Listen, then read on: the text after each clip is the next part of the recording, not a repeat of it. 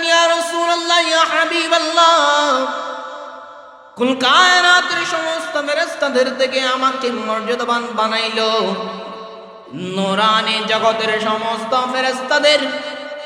ফেরেশতা জগতের সরদার হলাম আমি জিবরাইল। আমি জিবরাইল আপনার একটু খেদমত করি,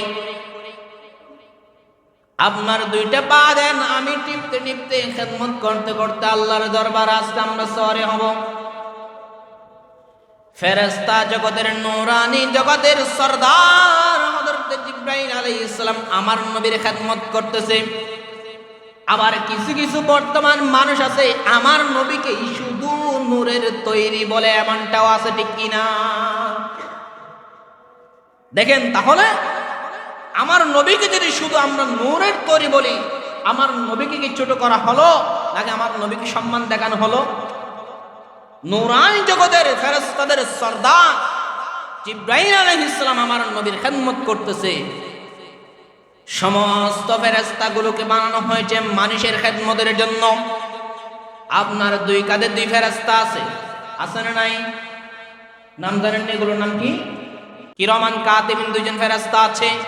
এদের দায়িত্ব হলো আপনি কি করবেন কি করবেন না সেগুলো লিপিবদ্ধ করা। আবার দুজন ফেরেশতা আপনি কবরে যাওয়ার পর আসবে, এই ফেরেশতাগুলোর নাম কি? মুনকার নাকির।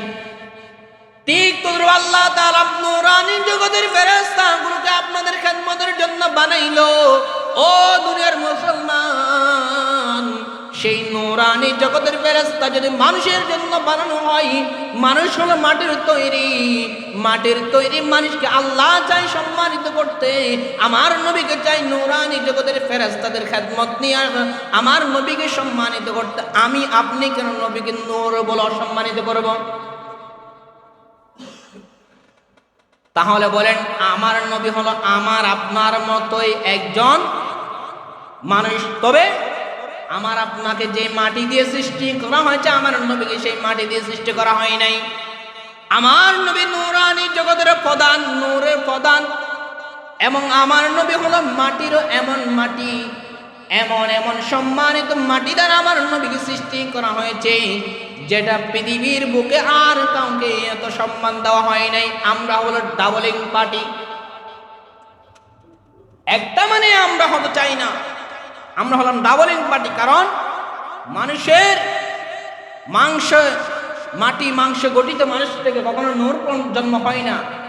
ঠিক তদ্রূপ তিনি যদি নূরানি জগতের যদি হইতেন তাহলে ফেরেশতা হয়ে যাবে। আর ফেরেশতাদেরকে বানানো হয়েছে মানব জগতের খেদমত করার জন্য। আমরা তাহলে আমার নবীকে ছুটে করে ফেলবো। এই জন্য আমরা হলাম ডাবলিং পার্টি। আমার নবীকে আল্লাহ তাআলা যেভাবে সৃষ্টি করেছেন আমরা সেভাবেই মানব।